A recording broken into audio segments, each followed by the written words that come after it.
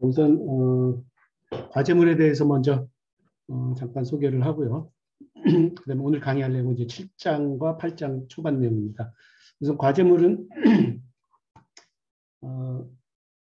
퀴즈 시험은 한 번 정도만 더 앞으로 보기로 하고 과제물은 지금 넘버 7이죠. 과제물 또 한 번 정도만 더 하고 이번 학기가 마무리될 것 같아요. 그리고 우리가 금요일은 제가 정밀공학회 참석하기 때문에 강의가 없고 대신에 보강을 우리가 지난주에 미리 해두었었죠.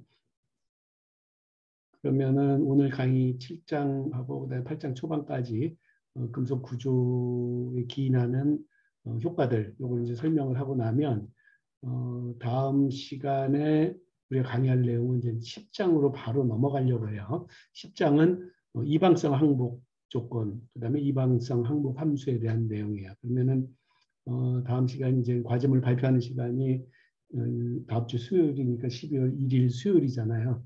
그래서 강의를 한 30분 하고 한 40분 정도 여러분들이 발표하고 그러면은 이제 다음 주, 그다음 주 강의하면은 이번 학기가 이제 마무리가 되는데 10장 강의는 대략 한 3번의 강의 정도를 생각을 하고 있고 그다음에 손상과 관련된 11장 내용은 한 1시간 혹은 1시간 플러스 정도 강의를 해서 소개하는 걸로 강의를 마무리하려고 합니다. 그래서 과제물 넘버 7은 우리 이제 6장을 마무리를 하면서 탄소성 유한 변형 중에서 유한 소성 변형만 따로 떼놓고 봤을 때, 그러니까 이제 일종의 강소성 유한 변형이나 마찬가지죠. 그랬을 때 야오만 응력 속도를 사용한 해, 그다음에 다른 응력 속도를 사용한 해들 결과 중심으로 우리 교재에 설명이 잘 돼 있어요. 그런데 전단 변형률의 증가에 따라서 그 해들이 배후 응력하고 응력해가 어떤 변화를 보이는지 이게 이제 식으로는 표현이 돼 있는데 두 가지를 여러분들이 정리를 하면 돼요. 야우만 응력 속도는 필수로 선택을 하고 그다음에 나머지 응력 속도는 선택. 교재에 소개된 것 혹은 소개되지 않은 것도 참고 문헌에서 참고 문헌을 통하면 여러분들이 아마 좀 한두 개 정도 더 찾을 수 있을지도 모르겠어요. 하나만 선택을 해서 응력해가 맞다는 걸 보이고 그다음에 응력해를 전단 변형률의 증가에 따라서 응력이 어떤 식으로 증가하는지 그림을 좀 그려보면 야우만 응력해에 비해서 얼마나 사용하기가 타당한가 이런 걸 이제 우리가 그림을 보면 직접 알 수가 있겠죠. 그리고 응력해가 맞느냐 틀리느냐 이걸 어떻게 아느냐 구성 방정식에 대입을 해보면 돼요. 전단 변형 조건에서 구성 방정식 거꾸로 대입을 해보면 그 응력해를 대입해보면 구성 방정식을 딱 만족을 한다. 그러면 이제 응력해가 되는 거죠. 자, 그래서 이제 과제물에 대한 설명은 이 정도로 마치고 오늘 강의를 이제 시작을 하도록 하겠습니다. 강의 자료는 7장인데요. 7장의 내용은 이제 전위 이론이에요. 디슬로케이션이요. 디슬로케이션. 우리가 그냥 사전에서 디슬로케이션 그냥 사전이 아니라 구글에서 그 디슬로케이션 찾으면은 뭐가 많이 나오냐면 탈골이 많이 나와요. 탈골. 뼈가 어긋나는 거. 그런데 이제 금속 구조 그러니까 그쪽이 훨씬 더 많은 빈도수로 찾아지고 금속 구조의 전이는 비율 따지면 7대3 정도로 굉장히 많이 금속 재료에서 많이 사용되는 용어임에도 불구하고 의학 쪽보다는 이게 훨씬 찾는 빈도수가 적은가 봐요. 어쨌거나 우리가 이제 여러분들이 학부 때 재료학, 그다음에 공업재료 가공학 이런 데서 이제 전이에 대해서 간단하게 소개를 받았어요. 그래서 이 과목에서도 전이에 대해서 뭐 아주 심각하게 소개를 하는 건 아니고 금속의 기본적인 결정 구조하고 그다음에 거기에 전이가 있음으로 인해서 전이의 존재로 인해서 이제 물리적 소송론이 설명되기 시작하는데 그거의 근거를 전이가 제공하기 때문에 7장에서 간단하게 소개하려고 하는 거죠. 7장은 뭐 어려운 내용이 거의 없기 때문에 여러분들 그냥 그 쉽게 우리 교재를 읽으면서 예습 복습을 할 수 있을 것 같아요. 7장으로 들어가기 전에 이제 우리가 6장까지 내용을 좀 요약을 해보면 6장까지는 미소 변형과 유한 변형에 대한 구성 방정식을 세우는 일이었어요. 구성 방정식을 우리가 언제 세웠지? 뭐 이렇게 생각하는 사람도 있을 수 있는데 탄소성 강성계수 텐서를 구하면 그게 곧바로 구성 방정식을 세운 셈이 되는 거죠. 자, 그 6장까지 마무리를 하고 6장까지의 그 이론을 어떤 용어로 부르냐면 수리적 소송론이라고 불러요. 6장까지 이론 전개 과정을. 이걸 다른 말로는 현상학적 소송론이라고도 불러요. 수리적 소송론은 mathematical plasticity, 그 다음에 현상학적 소송론은 phenomenological plasticity 이렇게 불러요. 이거는 이제 용어가 뜻하는 것처럼 결과로서 연속체의 결과로서 그러니까 금속 재료를 하나의 연속체로 보고 힘을 가하면 변형이 생긴다라는 그 결과를 보고 서로 매칭을 시킨 거예요. 힘과 변형 혹은 더 구체적으로는 응력과 변형률 혹은 응력 속도, 응력 징분과 변형률 징분 이렇게 이제 서로 그 관계를 지어주는 구성 방정식을 만드는 모든 이론 이거를 수리적 소송론 그리고 어떤 방법으로 그런 수리적 소송론을 전개해 나갔냐면 그냥 결과만 보고 실험 측정만 해보고 힘을 이만큼 가하니까 경화가 이런 식으로 되는구나. 그러니까 항복함수는 뭐 이런 걸 쓰면 되겠구나. 그래서 수식으로 가급적인 표현을 하되 그 근본 원인에 대해서는 아주 깊숙하게 생각은 안 했었죠. 어떻게 하면 수식으로 좀 더 잘 표현할까 여기에 이제 집중을 한 거죠. 그리고 사실은 이 수리적 소송론이 우리 10장으로 이방성 항복함수로 가게 되면은 또 한 번 나오게 되죠.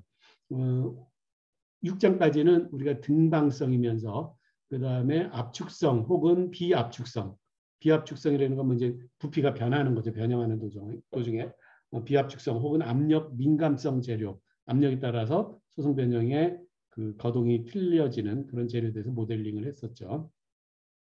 모든 것은 수식으로 표현하기 시작하면은 모든 것은 모델링이에요. 모델링. 그러니까는 그 현상을 직접 기술하는 게 아니라 우리가 아는 수식으로 한번 1차 변환을 시키는 거죠. 그런데 이제 교수님이 이제 이 과목을 통해서 계속 조금씩 반복해서 얘기하고 있지만 그 모델이 100% 맞기는 힘들다. 당연하죠. 자연의 현상을 수식으로 설명을 하는데 자연이라고 하는 현상은 원래 수식하고는 그렇게 친하지가 않은 거죠. 반면에 수식으로 딱 들어맞는 그 물리 법칙이 있긴 있어요. 예를 들어서 보존 법칙이 수식으로 딱 들어맞죠. 그래서 우리가 이제 보존 법칙도 중간에 정리를 했었는데 그 보존 법칙으로부터 운동 방정식, 그다음에 응력 텐서의 대칭성, 그다음에 그 열평형 방정식 이런 거 이제 정리를 했었죠. 자, 여기서 이제 얘기하려고 하는 물리적 소송론은 여기 지금 수리적 소송론의 상대적으로 물리적 소송론이라고 하는 것은 이 금속격자에 국한해서 금속 재료에 국한해서 금속의 구조가 이렇기 때문에 힘을 가하면 이런 식으로 변형할 수밖에 없다. 이거를 설명하는 게 물리적 소송론이에요. 이거를 이제 역시 방법론적으로 보면 결정학적 소송론이라고도 얘기해요. 물리적 소송은 physical plasticity, 결정학적 소송론은 crystallographic plasticity 이렇게 이제 얘기하는 거죠. 그러니까 결정 구조를 보고 그 결정 구조의 변형에 맞춰서 힘과 변형의 인과관계를 따져나가는 거죠. 그래서 그 기초 이론으로 전이 이론을 이제 소개를 하고 그다음에 이제 8장 초반부에 단결정에 대해서 간단하게 아주 간단하게만 소개를 하고 단결정의 좀 복잡한 내용과 그다음에 9장의 다결정에 대한 결정학적 소송론은 이번 학기 강의에서는 생략하려고 해요. 그리고 바로 10장의 이방성 항복 조건으로 넘어가려고 하는 거죠. 여기서 얘기하려고 하는 이제 금속 결정 구조부터 시작을 해보죠. 자, 금속 결정 구조는 우리가 학부 때 재료학에서 배운 것처럼 면심 입방 격자 구조, 그다음에 채심 입방 격자 구조, 그다음에 조밀 육방 격자 구조 이렇게 있어요. 우리 교재에 설명이 돼 있는데 사실은 학부 때의 재료학 혹은 뭐 기계 재료 이런 교재 여러분들이 다시 한번 살펴보면 훨씬 더 잘 설명이 돼 있거든요. 그걸 참조로 하기로 하고 이제 당장 필요한 것부터 먼저 설명을 하기로 하죠. 격자라고 하는 거는 계속 반복된 일정한 패턴을 우리가 이제 격자라고 얘기하잖아요, 그죠? 그리고 그 격자 점 위에 아니면 격자의 특정한 어느 위치에 금속 원자가 놓여 있다. 이게 이제 우리가 이해하고 있는 금속 재료예요. 그런데 주로 세 가지 격자 구조로 금속은 구성이 된다. 우리가 이제 다시 한번 그 학부 때 공부했던 걸 조금 상기학점해서 한 가지 제가 질문을 좀 해볼까요? 이제 우리가 이제 금속의 격자 구조의 세세한 얘기 띄워놓고 바로 지금 밀러 지수로 넘어왔죠. 우리가 설명은 지금 자세히 안 하고 뛰어넘어왔는데 여러분들 그 세 가지 격자 구조를 잘 알고 있으리라 생각해. 수강생들 보면 다 기계공학 전공인 것 같은데 세 가지 격자 구조의 공통적인 특징이랄까 이런 거를 누가 한번 채팅창으로 한번 얘기해 볼까요? 세 가지 격조, 금속의 세 가지 격자 구조의 가장 중요한 특징이 뭔가요? 총체적으로 금속이라고 하는 재료의 특성을 나타내는 것과 같기도 하고, 그다음에 금속 재료하고 다른 재료를 구분시켜주는 이유가 될 수도 있는데, 원인이 될 수도 있는데, 면심 입방 격자 구조, 그다음에 채심 입방 격자 구조, 조밀 육방 격자 구조, 이 세 개 중에 하나를 가져요.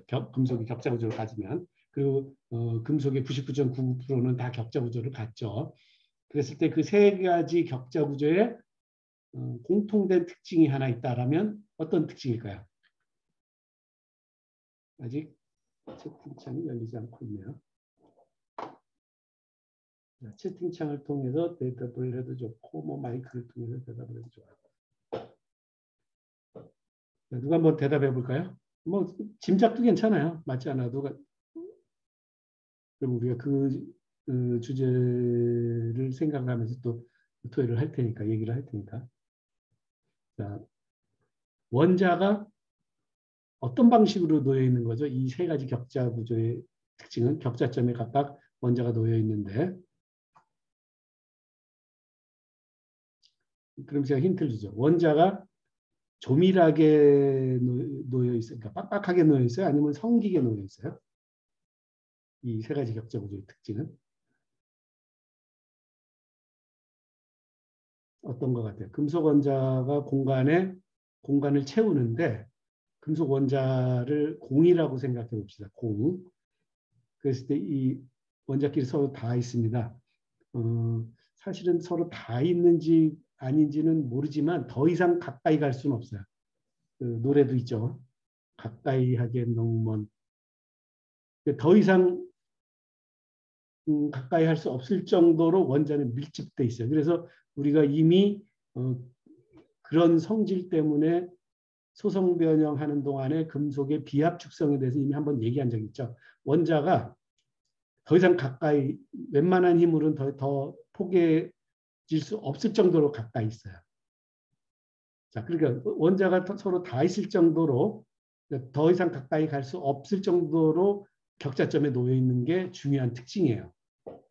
그렇다면 다른 구조들은 어떤가? 다른 금속 외의 재료들은 조금 모양이 엇비슷해도 다른 구조이거나 아니면 모양 자체도 완전히 다른 구조를 갖고 있는데 그 경우에는 그러면 원자끼리 금속 재료의 경우에 원자끼리 거의 서로 다 있다. 다 있다는 개념은 물리적으로 다 있다는 의미가 아니고 힘을 아무리 가해도 서로 더 가까워지지 않는다라는 게 다 있다라는 개념이겠죠.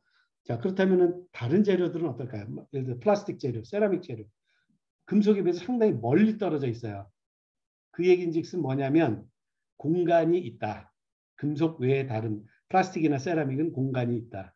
그 얘기겠죠. 금속은 그러면 공간이 없다.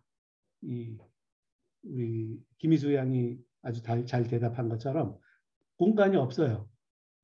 금속에다가 빛을 비추면 반대쪽으로 빛이 나올 수 있어요?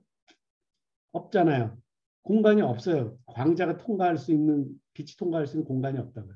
그 다음에 뭐 빛이 통과할 수 없을 정도니까 당연히 물은 어때요? 물 분자는 통과할 수 없겠죠. 그러니까 물이 새지 않아요. 금속판을 통해서. 반면에 자 그럼 플라스틱 재료를 한번 보자고요. 플라스틱 재료 중에 아주 그 빛의 투과도가 좋은 게 여러분들이 렌즈 그 눈 콘택트 렌즈 같은 게 플라스틱 아니에요, 그죠? 빛의 투과성이 아주 좋죠. 그 얘기는 뭐야? 빛이 통과할 만큼 여유가 있다 이런 얘기죠. 그렇지만 물이 통과할 정도의 여유는 없어요. 그러니까 물 분자가 빛의 그 통과하는 틈새에 비해서는 훨씬 큰 거죠. 그래서 예를 들어서 플라스틱 그 생수병 뭐 이런 거 물은 담을 수 있지만 속에 뭐가 들어있는지 잘 보인단 말이야. 빛이 통과하니까. 자, 금속은 빛도 통과할 수 없고 당연히 뭐 빛이 통과 못하니까 물도 통과할 수 없죠. 그만큼 간단히 얘기하면 빡빡하게 규칙적으로 놓여 있다 원자들이 이렇게 이제 얘기할 수 있는 거죠. 그런데 놓여 있는 방법이 세 가지로 정리된다. 그게 바로 세 가지 격자 구조다. 이런 얘기죠. 그죠? 우리가 당구장에 당구공들이 이렇게 평면에 놓였을 때 넓은 평면 안에서 제일 빡빡하게 많이 평면에 놓으려면 어떻게 해야 되냐면 삼각형처럼 이렇게 한 칸씩 어긋나게 이렇게 쭉 당구공을 평면에 깔 수 있죠. 그 다음 층에서 또 당구공을 가장 빡빡하게 그 공간상으로 쌓으려면 그 사이사이 틈으로 또 당구공을 쌓을 수 있죠. 그런 식으로 쭉 층을 쌓아 올라가면 한정된 공간에 당구공을 제일 많이 집어넣을 수가 있어요. 그게 바로 조밀 육방격자 구조예요. 그리고 그것과 똑같은 구조는 아니지만 거의 같은 충전율로 원자 충전율로 쌓아놓는 것이 면심 입방격자 구조고요. 그 다음에 채심 입방격자 구조는 열심히 그 원자끼리 시킬 정도로 빡빡하게 쌓긴 쌓지만 살짝 틈이 많은 원자 충전율로 보면은 두 구조에 비해서 살짝 좀 떨어지는 그런 구조를 가지고 있긴 하죠. 자, 그러면 이제 우리가 격자 구조에 대해서 얘기를 했으니까 이제 그 격자 구조를 정육면체 그러니까는 면심 입방 격자 구조나 채심 입방 격자 구조는 육면체 구조잖아요.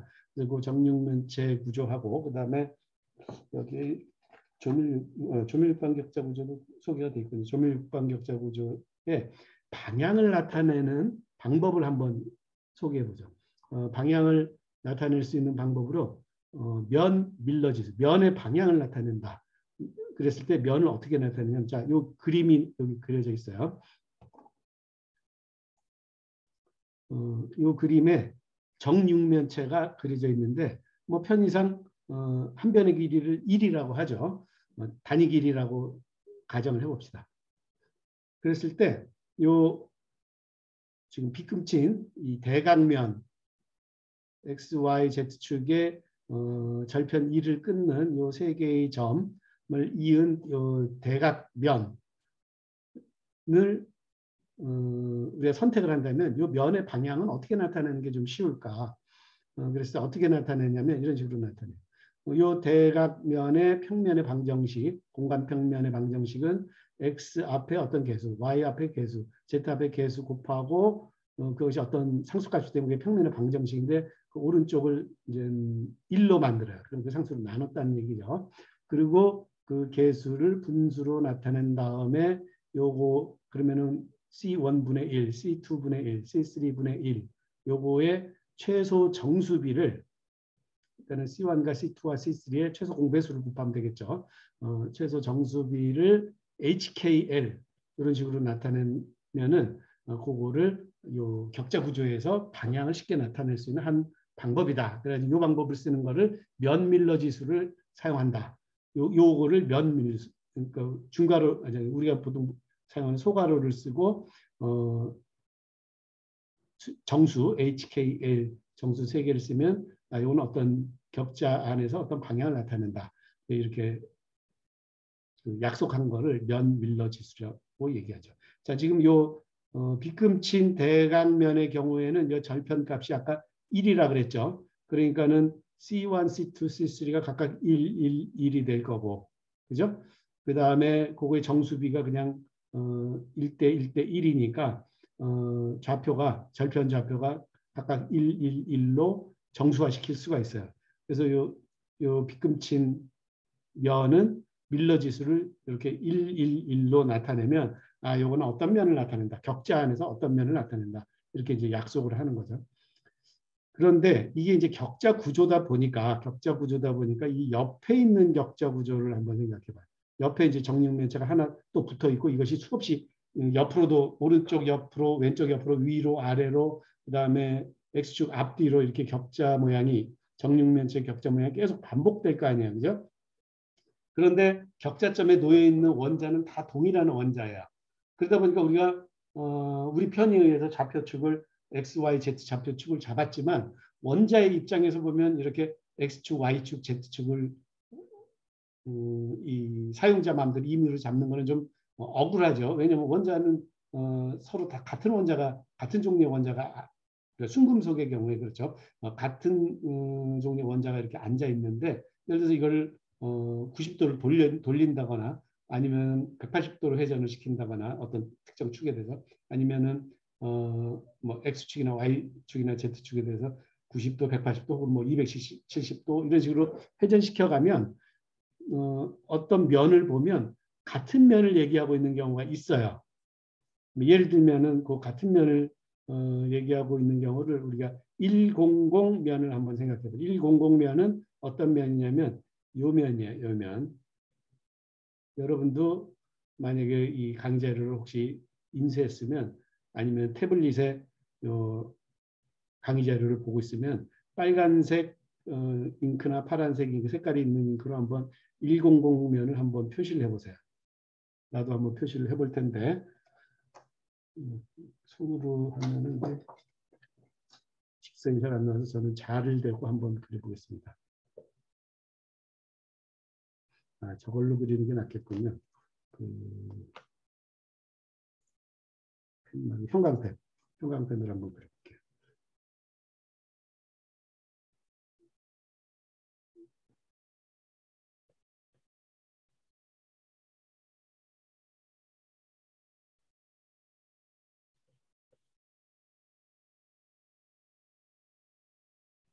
자, 지금 제가 노란색 형광펜으로 그렸거든요. 이게 100면이에요. 그죠?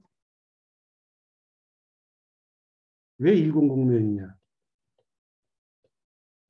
너무 잘 안 보이네요.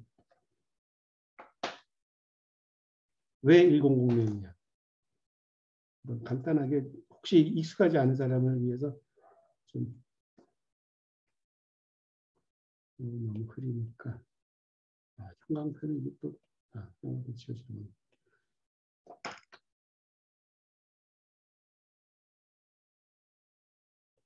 이 면은 x가 원래는 이제 격자 단위라 그래가지고 상수 a나 b를 많이 쓰는 편인데 우리가 아까 정육면체 1만큼 떨어져 있는 정육면 그러니까 원자하고 원자 사이 길이를 표준화시켜서 1이라고 보자. 그냥 쉽게 그렇게 해서 이제 요 지금 형광펜으로 그린 평면의 방정식 x는 1 아니겠어요, 그죠? 그러다 보니까 y 계수, z 계수 전부 다 0, 0이고 그다음에 요 형광펜으로 그린 격자상의 한 면은 100으로 표시된다 이런 얘기겠죠, 그죠? 그런데 이 면은 사실은 반대쪽 면하고도 구조가 같아요. 왜냐하면 뒤에 있는 격자를 생각해 보자고요. 뒤에 있는 격자 색깔을 좀 달리해서 그려볼까요? 파란색으로 이렇게 뒤에 있는 격자, 이 파란색으로 해볼게요. 뒤에 격자가 있었을 거 아니에요. 이게 격자 구조예요. 똑같은 격자가 반복되는 이 금속의 격자 구조죠. 뒤에 이렇게 격자가 있었는데 이 뒤에 있는 격자 입장에서 보면 100면이 지금 앞에 있는 격자의 이 뒷면이 바로 100면이죠. 그죠? 이해가 되죠? 그리고 마이너스는 지금 정수비를 기껏 HKL 이런 정수비를 나타내서 잘 만들었는데 여기다 또 마이너스 쓰고 이러면 좀 지저분해 보이죠. 그래서 마이너스 사인은 숫자의 위에 바로 나타내요. 바를 나타내면 이게 뭐냐면 마이너스 1이라는 뜻이에요. 그러니까 이거는 어떤 그 면의 방정식을 나타내냐면 사실은 이 뒷면에 요건데 요거랑 똑같은 면이 어떤 면이냐면 요 면이 바라보는 방향은 요 면이 바라보는 방향하고 사실 같죠. 그죠? 격자가 같은 격자니까. 그래서 요 앞면이나 앞을 바라보는 면이나 뒤를 바라보는 면은 사실 본질적으로 같다 이런 얘기예요. 동일한 원자 내 꼭지점에 같은 원자가 놓여 있는 걸로 같죠. 그 다음에 010 Y축 방향으로 면, 그 다음에 그 반대면 이것도 같은 원자 분포를 갖고 있죠. 그 다음에 Z축 방향으로도 같아요. 그래서 이렇게 6개의 면, 격자 하나에서는 뭐 6개의 면이라고 우리가 그 구분할 수 있겠지만 격자가 여러 개 있다라고 생각하고 다른 격자에다가 이 X, Y, Z 축만 그냥 이렇게 밀어서 생각을 해보면 전부 다 같은 격자면이에요. 그래서 이거는 결정학적으로 등가면이다. 이퀴벌런트 플레인이다. 그래가지고 결정학적 등가면 이렇게 표현을 해요. 그래서 요거는 대표로 제일 앞에 지금 우리가 쓴 100, 그러니까 X, Y, Z축으로 표현했으면 제일 그중에 첫 번째 오는 그거를 100 이렇게 쓰고 이건 중괄호를 쓰면 이렇게 6개의 등가면을 대표하는 그런 등가면 6개의 면을 대표하는 등가면 이렇게 표시를 해요. 자, 이해가 되죠? 그렇게 어려운 내용 아니죠? 자, 그러면은 이번에는 방향을 이제 격자 안에서의 방향을 한번 나타내 보자. 격자 안에서 방향은 이제 한 원자점에서 한 원자가 놓여 있는 한 격자점에서 다른 격자점까지 화살표로 시작점과 끝점을 연결했을 때 이것을 이제 격자 내의 방향이라고 얘기해요. 이 방향 벡터를 각 좌표축으로 분해한 그러니까 다시 말하면 그 성분을 썼을 때 요 성분들 간의 최소 정수비로 나타내는 것을 방향 밀러 지수라고 얘기하고 지금 여기 나와 있죠. UVW가 이제 이 방향 벡터의 최소 정수비로 나타낸 방향 벡터야. 그리고 이렇게 대괄호로 나타내면 방향 밀러 지수라고 얘기하고 격자 안에서 어떤 방향을 나타낼 때 아주 쉽게 사용할 수 있어요. 자, 그럼 이제 한번 이 그림에서 예를 들어보죠.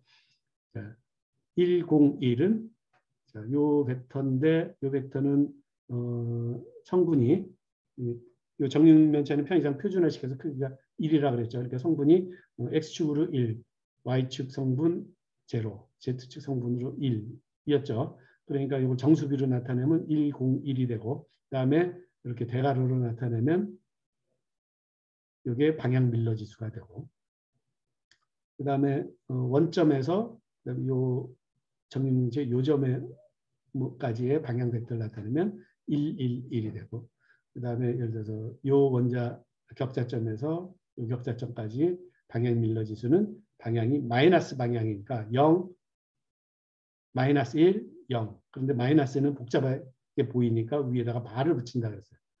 이렇게 해서 세 개의 방향 벡터를 방향 밀러 지수로 나타냈고 이 방향 밀러 지수로 나타내면 원자 격자 안에서 금속 격자 안에서 방향을 쉽게 나타낼 수 있겠구나. 그런데 여기에도 방향에도 결정학적 등가 방향이 있어요. 예를 들어서 110, 0101, 011 이거 한번 보죠. 110은 뭐야? X축, Y축으로 여기다 직접 그려보죠. 110 한번 여러분도 이 강의 자료 한번 직접 그려보세요. 110이죠.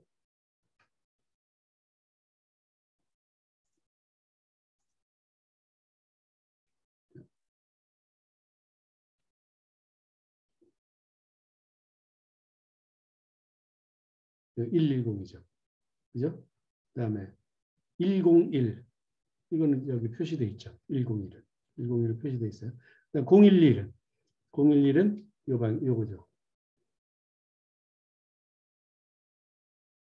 자, 요거는 결정학적으로 같은 방향을 나타내고 있다.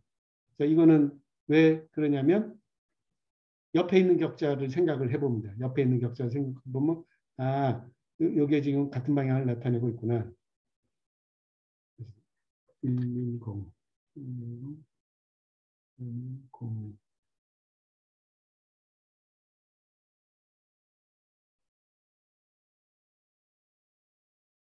네, 그래서 요 결정학적 등가 방향은 꺾기 가로를 사용을 해서 110 이렇게 해서 이제 나타내죠. 그다음에 조밀 육방격자 구조는 좌표 성분을 4개를 써서 방향 밀러 지수, 면 밀러 지수를 나타내요. 방향 밀러 지수는 이렇게 소가로를 써서 나타내고 그다음에 면 밀러 지수는 소가로, 방향 밀러 지수는 대가로를 써서 이렇게 나타내요. 그래서 요 조밀 육방격자 구조는 특히 이렇게 성분 4개로 나타내는 방법을 밀러 브라바 지수라고 이 좌표축 직교 좌표축에서 나타내는 방법은 그냥 밀러 지수 이렇게 얘기하는데 성분 4개로 나타내는 건 밀러 브라바 지수 이런 식으로 이제 설명하게 돼요. 자세한 밀러 브라바 지수 표현 방법은 우리 교재를 참조하면 됩니다. 원리는 등가 방향, 결정학적 등가 방향 혹은 결정학적 등가면은 우리가 격자 하나를 떼어놓고 거기다가 좌표계를 딱 붙여놓고 이 방향을 설정해 보면은 하나의 그 방향이 그 다른 방향하고 구분되는 것 같지만 이 격자가 연속돼 있고 그 다음에 이 좌표계도 원점과 좌표계의 방향을 이렇게 옮길 수 있다라고 생각하면 등가 방향 혹은 등가면이 쉽게 이해가 될 걸로 믿어요. 자, 그러면 이제 중요한 얘기를 하기 시작하죠. 왜 시간을 많이 할애하면서 격자 구조를 얘기를 했냐. 그 중에서도 특히 결정학적으로 등가면과 결정학적으로 등가 방향을 왜 얘기를 했느냐. 소성 변형이 일어날 때는 그냥 자 우리가 금속 재료를 외부에서 보면은 외연에서 보면 연속체라고 간주할 수 있지만 속이 꽉 찬 그 질점들로 꽉 찬 물체 연속체 그런데 계속 무한히 우리가 확대해 나가면 결국은 결정 구조를 격자 구조를 만나게 된다. 특히 금속 구조는 그런데 그 격자 구조에서 원자가 움직이는 길이 정해져 있다라는 것을 언제 논리적으로 생각을 할 수 있었냐면 1890년대에 벌써 유잉과 로젠하임이라는 학자가 이게 아무렇게나 변형되는 것 같지가 않다. 원자가 금속의 격자 구조가 있으니까 이때 아마 엑스레이가 발명되면서 이제 이런 생각을 많이 한 것 같아요.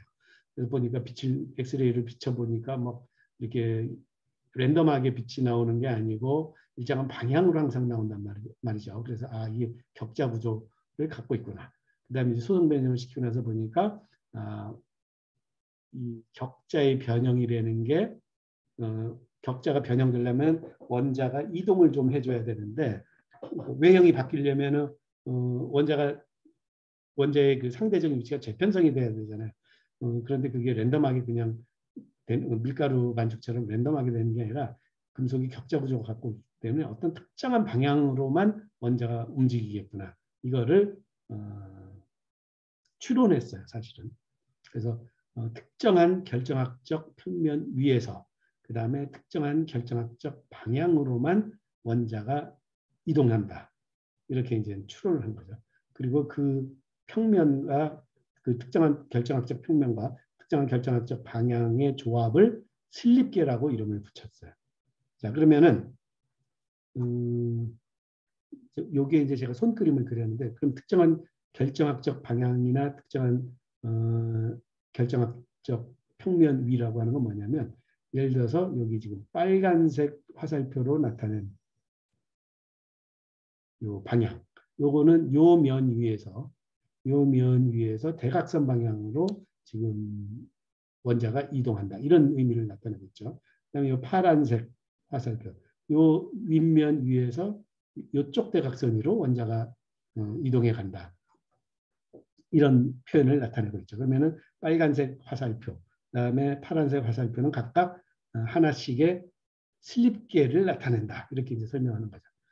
자, 금속 재료는 금속 재료에서 원자가 이동하는 기본 원칙은 이거예요. 슬립 평면은 원자가 가장 조밀하게 배치된 면 위에서 그리고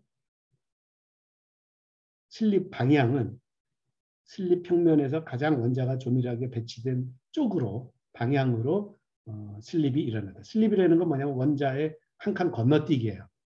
그래서 원자가 한 칸 건너뛰려면 가장 가까운 거리에 있는 빈 칸으로 건너뛰는 게 제일 일어날 확률이 높은 일이다. 그러니까 그 일이 먼저 일어난다. 이런 얘기죠. 그죠? 그래서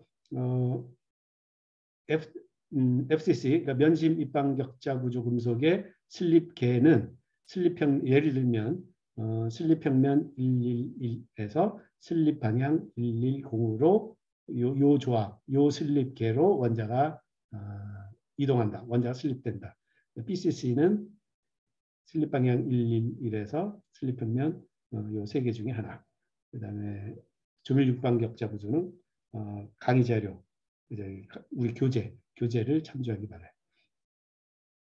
즉 아무데로나 원자가 막 그 이동하는 게 아니라 그 쉽게 얘기하면 원자가 빈자리가 하나 있으면 격자 구조에서 빈자리가 하나 있으면 어떤 원자가 그 원자에 제일 오기가 쉽겠어요. 외부에서 힘이 가해질 때 바로 이웃한 거리가 가장 가까운 원자가 이동해 온다 이런 얘기예요. 그러니까는 우리가 공간에서 아까 이제 잠깐 그 우리가 혼동을 일으킬 수 있는 거는 격자 구조래 금속 격자 구조라는 건 원자들이 서로 다 있다라고 얘기는 했지만 우리가 3차 입체에서 공이 다 있을 수 있는 방법은 무한히 많아요. 그러니까 예를 들어서 이런 걸 한번 생각해 보죠. 우리가 큰 통 안에 테니스 공을 가득 담았다.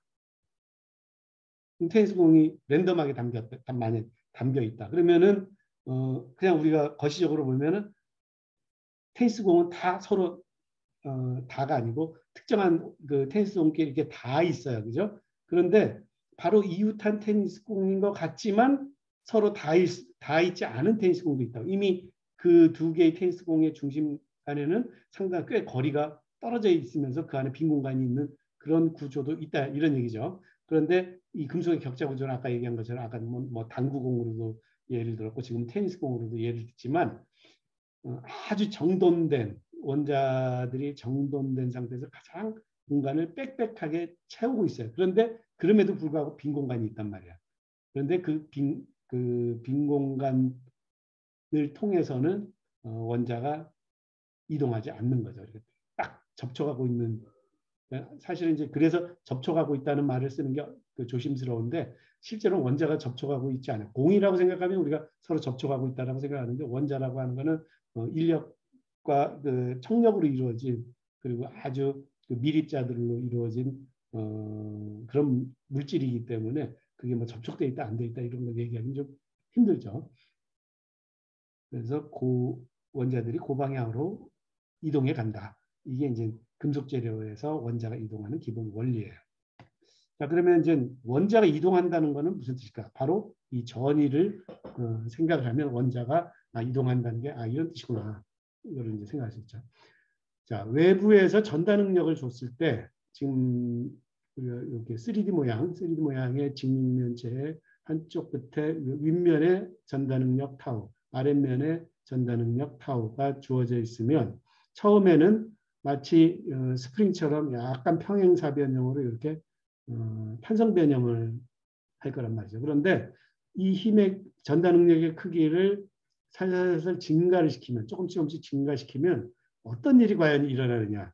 바로 이런 일이 일어나게 돼요. 자, 한 칸이 꾹 눌러져요. 그러면서 그 눌러진 층이 지금 여기 C점을 좀 자세히 보자고. 지금 외부에서 이제 우리가 이해하기 쉽도록 계략도를 그려놓으면 이제 이런 정도예요. 여기 전달 능력이 작용하고 그다음에 빗면에도 전달 능력 작용하는데 전체적으로 원자의 개수는 동일해요.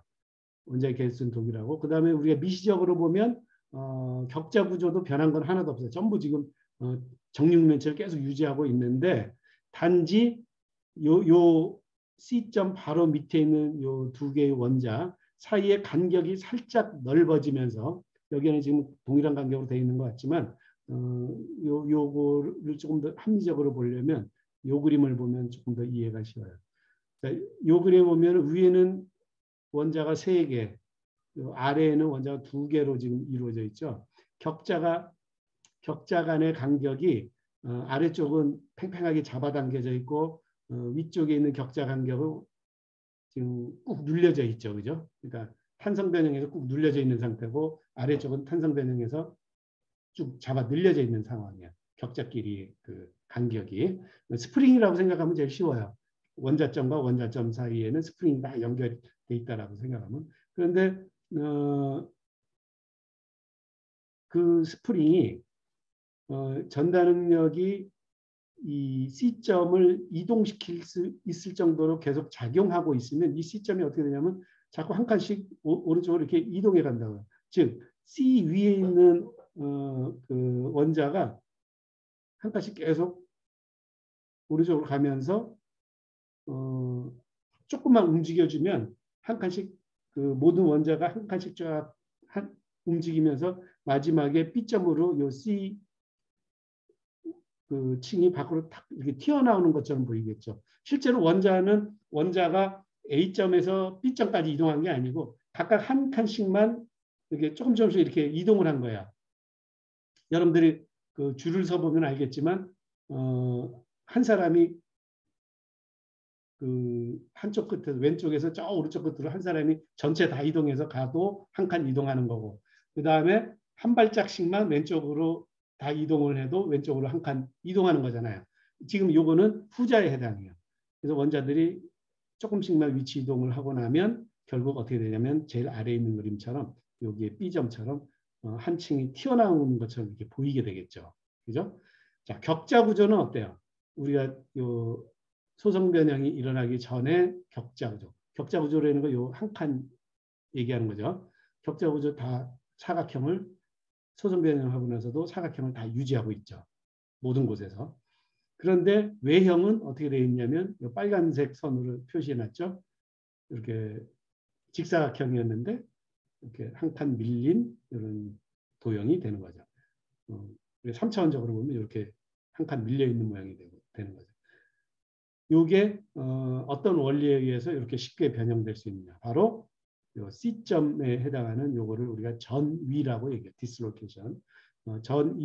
전위는 주변의 격자에 비해서 살짝 다른 모양을 하고 있는 결함인데 그게 한 방향으로 계속 연속해서 이어져 있는 거예요. 그러니까 3차원적으로 보면 이렇게 선처럼 보여요.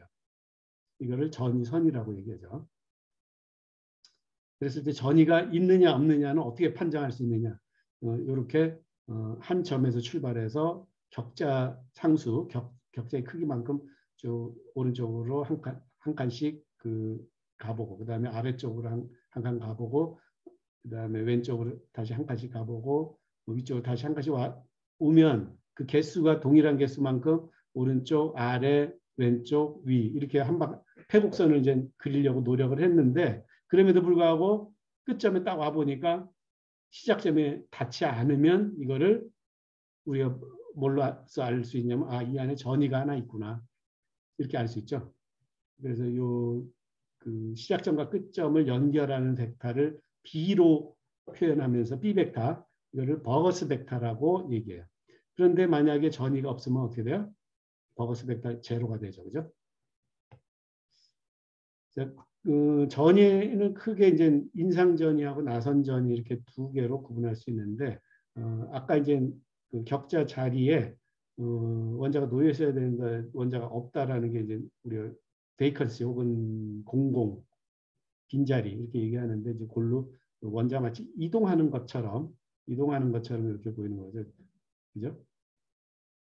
그래서 그 바로 이웃한 거를 살짝 건너가는 그 정도의 전달 능력을 외부에서 쭉 그 에너지만 공급해주고 있으면 원자가 이동해 갈 수 있다. 그 다음에 경우에 따라서는 요 전이가 왼쪽에서 오른쪽으로 가는 경우도 있지만 밑에서 위로 가는 경우도 있겠죠. 그걸 클라임 한다고, 한 칸 위로 올라간다라고 얘기해요.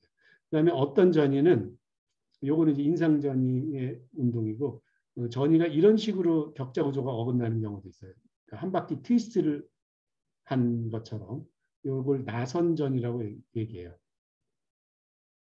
나선전이 스크루 디슬로케이션. 그래서 요거는 버거스 벡터가 요 방향이죠. 그러니까 인상전이는 요거 아까 수직 방향이었는데 나선전이는 요런 방향이에요. 요런 방향. 그러니까 아까 전이 주변에는 이게 격자 간격이 심하게 탄성 변형돼 가지고 두 칸은 줄어 있거나 아니면 한 칸은 잡아 늘려져 있다라고 얘기했죠. 마치 우리가 스프링 상수라고 스프링처럼 생각하라고 그랬는데, 그래서 이제 탄성 변형으로 인해서 응력이 생기고 탄성 응력장이 생기고 그 탄성 변형 시키려고 그러면 에너지가 저장돼 있어야 되겠죠. 그죠?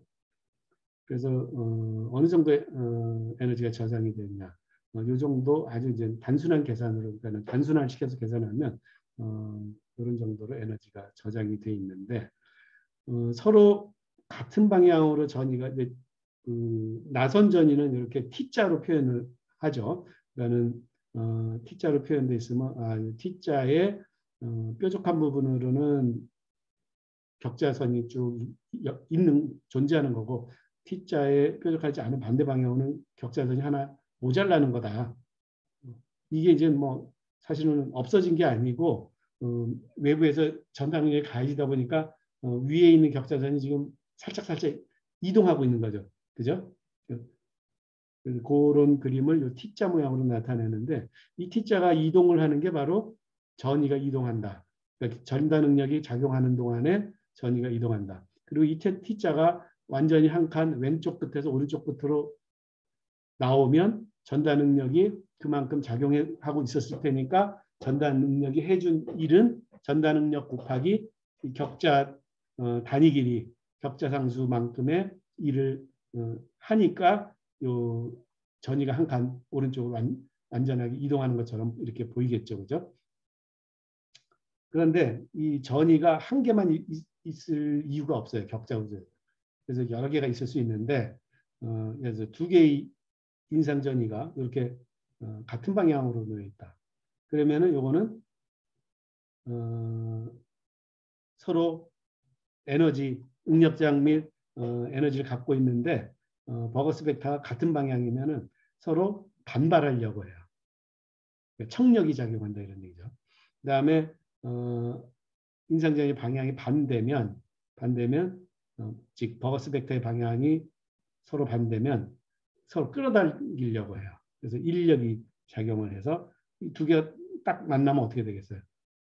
그러면은 이 전이가 갑자기 해소가 돼 버리겠죠. 그러면 더 이상 이 전이가 없다면 전달력을 가해도 외형 바깥의 그 격자 전체의 그 바깥 모양은 변하기가 좀 소송 변형하기가 좀 쉽지 않겠죠. 그죠?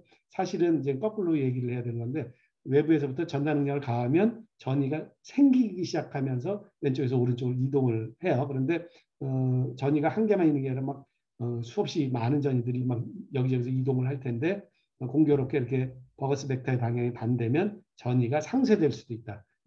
그리고 방향이 서로 같으면 전이가 서로 멀어지고 싶어한다. 이 경우에 그럼에도 불구하고 이 전이들을 움직이게 하려면 어떻게 될까요? 외부에서 가해야 하는 전달 능력의 크기가 어떨까요? 더 커져야 되겠죠. 그죠? 바로 이런 것들이 뭐겠어요? 재료가 경화하는 이유예요. 그러니까는 전이가 점점점 많아지면서 서로의 운동을 방해하기 시작하면 재료는 경화하기 시작해요. 우리가 현상학적 소송론에서 변형 경화 현상이라는 걸 이미 얘기했었죠. 그리고 바우신거 효과. 그러면은 갑자기 반대 방향으로 하중을 가하면 그 항복력이 훨씬 낮아져요. 작아져요. 그런 것들이 과연 왜 그런 일들이 생기느냐. 바로 이런 격자 구조 때문에 생기는 거죠. 격자 구조 안에서 전이 움직임 때문에 생기는 거죠. 그다음에 전이선에 걸리는 힘하고 그다음에 전이가 그 자꾸 더 많이 생기는 이유를 요 밑에 있는 그림이 아주 쉽게 설명을 하고 있어요.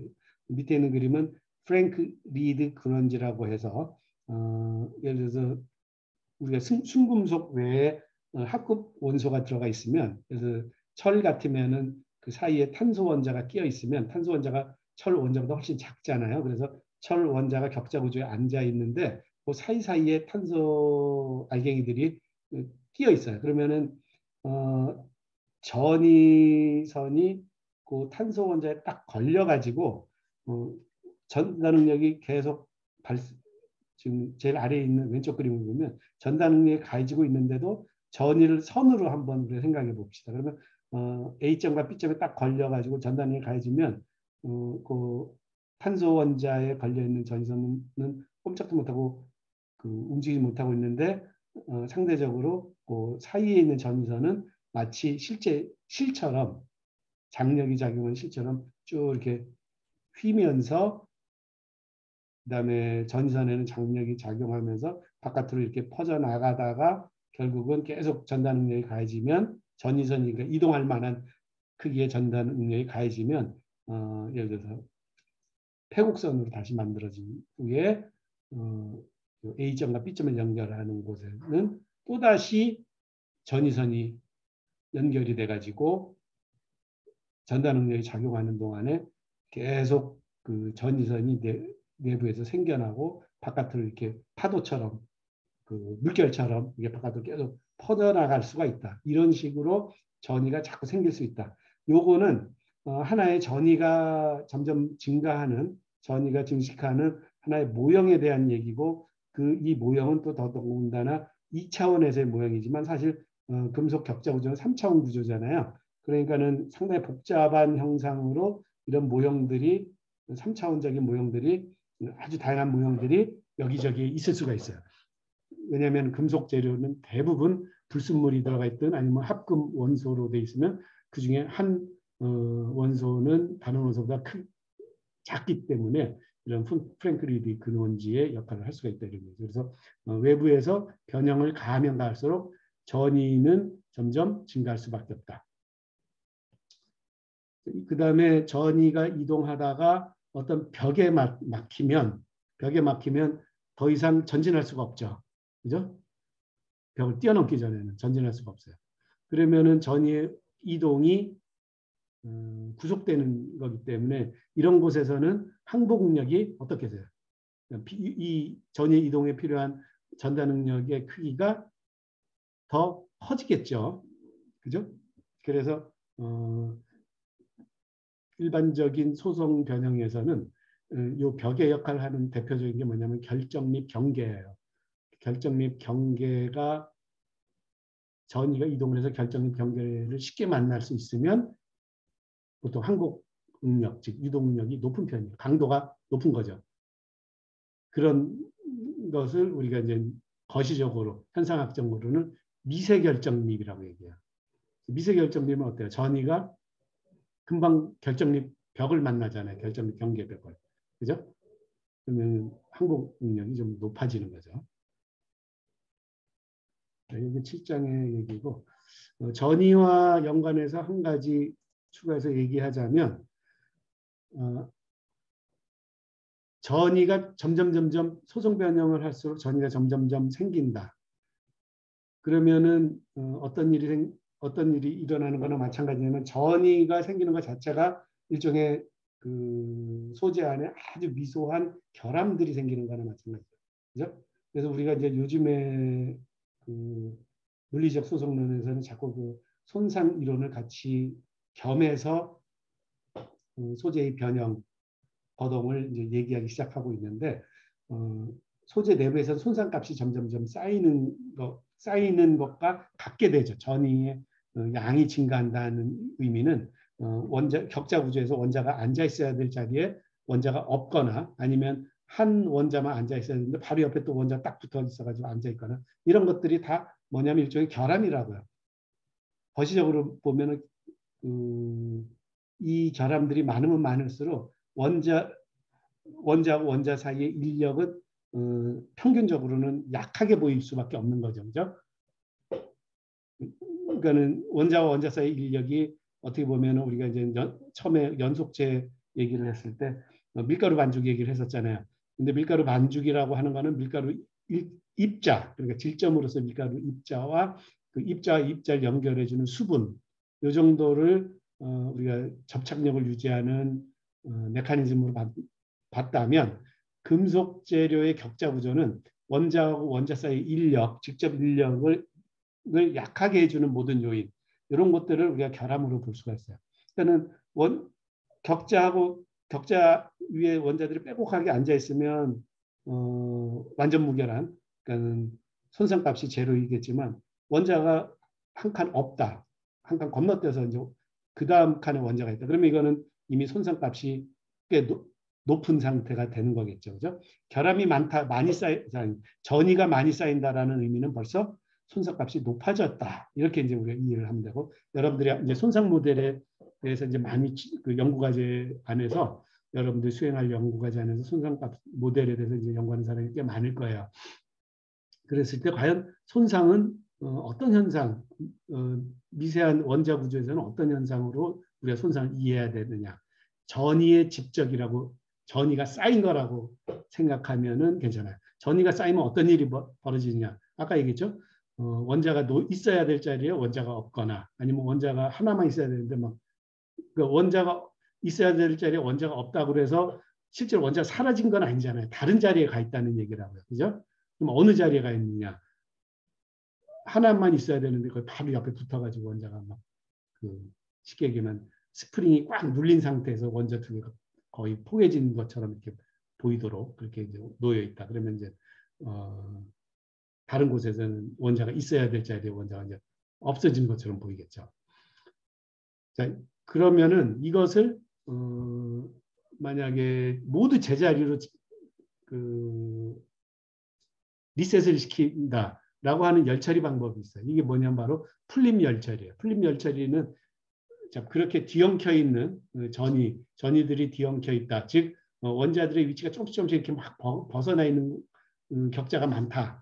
이랬을 때 외부에서부터 열을 가하면 원자가 어떻게 돼요? 진동을 하죠. 운동 에너지를 갖게 된다고요. 또 원자의 운동 에너지를 우리가 현상학적으로 느끼는 게 바로 열이란 말이죠. 그죠? 막 운동하는 동안에 그 에너지가 이제 들어가 있는 거고.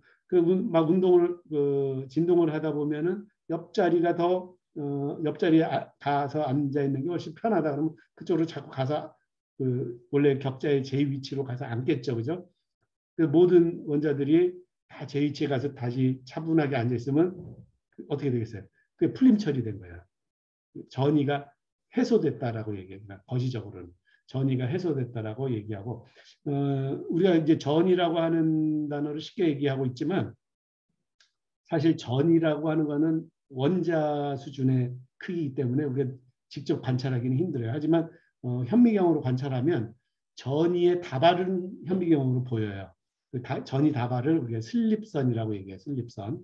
전이 다발이 꽉 뭉쳐 있는 것이 보이면 그 슬립선으로 보이는데 쟤네들이 전이선이 뭐 수천 수만 개가 모여 있나 보다 이렇게 관찰은 되는데 전이선 한 개를 직접 보기는 거의 힘들어요. 마치 원자를 하나 직접 보는 게 굉장히 힘든 것처럼. 최근에는 이제 또 아주 미세한 원자 수준을 관찰하는 현미경도 열심히 개발은 하고 있지만 역시 힘들어요. 왜냐하면 그걸 확대해서 본다는 게 결국은 뭐 빛을 이용하거나 아니면 다른 파동을 이용하거나 뭐 이러는 건데 원자 수준의 빛의 크기나 뭐 파동 이거로부터 거꾸로 이제 그쪽 근처에 어떤 모양을 본다. 이게 이제 쉬운 일이 아니죠. 자, 그래서 이제 7장의 내용은 여기까지 끝내고요. 그다음에 그 8장의 내용을 잠깐 소개하도록 하죠.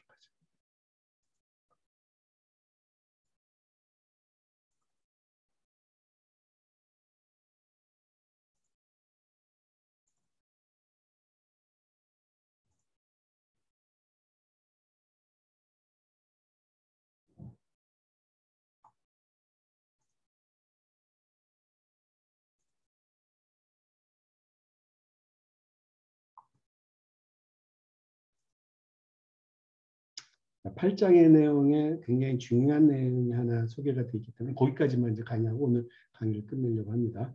자, 앞에서 이제 격자 구조에 대해서 얘기했으니까 격자 구조 한 세트로만, 그러니까 하나의 격자 구조로만 이루어져 있는 결정, 단결정이라고 얘기해요. 단결정. 단결정에서 소송 변형이 일어난다면 어떤 식으로 일어날까? 그다음에 다결정에서 소송 변형이 일어난다면 어떤 식으로 일어날까? 이것을 여러분들이 꼭 염두에 두고 이 수리적 소송론을 좀 이해를 하고 그다음에 연구 과제를 할 때도 그런 차원에서 좀 바라봐야 돼요. 소재의 그 항복이라고 하는 것을. 그래서 중요하다 이런 얘기죠. 자, 우선 단결정 구조에서 소송 유동이라는 것, 즉 전이가 이동하는 게 바로 소송 유동이죠. 방금 앞서 7장에서 얘기한 거예요. 이게 아무 방향으로만 이동하지 않는다라고 하는 게 실험적으로나 그다음에 논리적으로나 다 일치한 결론이에요. 자, 그럼 정리를 해보죠. 어떤 방향으로 전이가 이동하느냐? 전이는 슬립 평면 위를 따라서 슬립 방향으로 이동한다. 그걸 그 조합을 뭐라고 했어요? 슬립계라고 얘기했죠. 슬립계. 그리고 이 전이가 슬립계에서 이동을 하고 나면 외형은 변해요.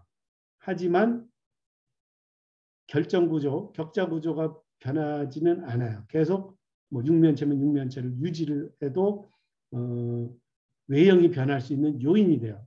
어떤 요인으로 그러냐면 바로 전이가 이동을 함으로써 그런 상황을 만들어주죠. 자, 그럼 제일 중요한 게 뭐냐면 인장시험을 하죠. 여러분이 단결정 인장시험, 그러니까 격자 구조가 하나로 딱 통일되어 있는 그런 시편을 하나 만들었다고 쳐요. 인장시험 하면 외부에서 인장력이 작용하겠죠. 그러면 이 인장 시편이 외부에서 인장력이 작용하니까 잡아 늘려져야 되는데 그러면 이게 어떤 식으로 잡아 늘려지느냐? 그러니까 도대체 뭐가 변형하는 거냐? 그랬을 때 실제로 내부에서 소송 변형이 일어나는 거는 슬립계를 따라서 전이가 이동한다 그랬죠. 그죠? 그러니까는 전체적으로 이렇게 그 원자하고 원자 사이에 거리가 인장 방향으로 늘어나는 게 절대 아니고 특정 방향의 특정 면의 특정 방향으로 전이가 이동을 하면서 슬립계를 따라서 전이가 이동한 결과 이 인장시편이 늘어나는 거예요. 그래서 그 슬립계를 따라서 일어나는 그 응력이나 변형률을 분해 전단 응력 혹은 분해 전단 변형률이라고 얘기를 해요. 그 분해라는 건 뭐냐면 reserved라는 의미는 뭐냐면 특정한 슬립계 방향으로 뭐가 그 성분을 분해를 했다. 그래서 분해라는 말을 쓰는 거죠. 그다음에 재료의 항복은 축방향 인장력과는 무관하게 분해 전단 능력이 어떤 한계값에 도달할 때 바로 항복이 일어나는 거다. 그러니까 단축 인장 시험한다고 해서 우리가 인장 항복 능력이 이 재료의 모든 것을 좌우하는 게 아니다. 이건 이제 물론 금속의 격자 구조에 한해서 얘기하는 거예요. 그러니까 플라스틱 재료나 아니면 세라믹 재료는 조금 일괄적으로 이렇게 얘기할 수는 없지만 만약에 거기도 결정 구조가 있거나 격자 구조가 있거나 아니면 어떤 규칙적인 배열 구조가 있으면 역시 똑같은 논리가 통해요. 그래서 이제 슈미트라는 사람이 그 내세운 법칙은 뭐냐면 이런 거죠. 슈미트 인자는 인장 슬립 평면의 법선 방향 파이라고 하고 법선 방향이 인장 축과 이루는 방향. 그 다음에 슬립 방향과 n 벡터랑 시그마 축, 그러니까 인장 방향이 이루고 있는 그 평면이 이루는 각도를 인장 방향과 그 슬립 방향이 이루는 각도를 람다.